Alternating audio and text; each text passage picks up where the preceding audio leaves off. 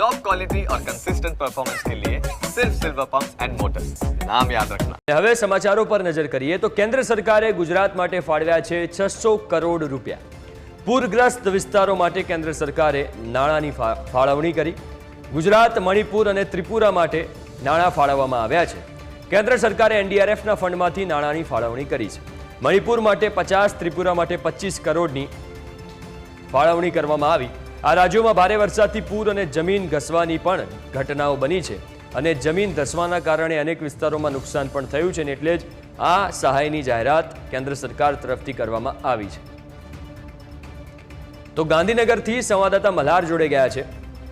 મલ્હાર, કેન્દ્ર સરકારે સહાયની જાહેરાત કરી છે, જેમાં ગુજરાત માટે 600 કરોડ રૂપિયા ફાળવવામાં આવ્યા છે। શું વધુ વિગતો મળી રહી છે?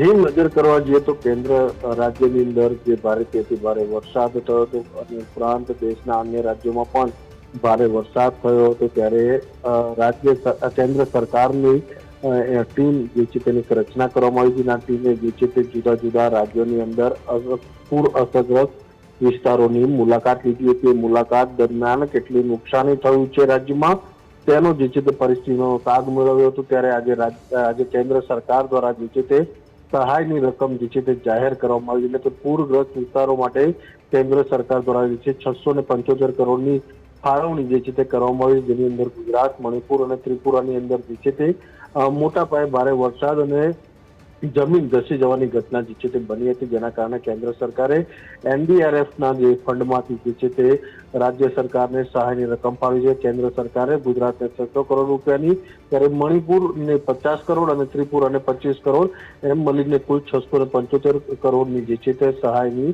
જાહેરાત કરી છે। બિલકુલ, આભાર મલ્હાર વિગતો આપવા માટે। તો પૂરગ્રસ્ત વિસ્તારો માટે કેન્દ્ર સરકારે નાણાંની ફાળવણી કરી છે, જેમાં ગુજરાત, મણિપુર અને ત્રિપુરા માટે નાણાં ફાળવવામાં આવ્યા છે, જેમાં ગુજરાતને 600 કરોડ રૂપિયા ફાળવવામાં આવ્યા છે। ગુજરાતમાં વરસાદના કારણે અનેક વિસ્તારોમાં ખેતી પાકને નુકસાન પણ થયું છે। પૂરના કારણે અનેક ખેડૂતોને પણ નુકસાન થયું છે, એવામાં કેન્દ્ર સરકારે આ સહાય કરી છે।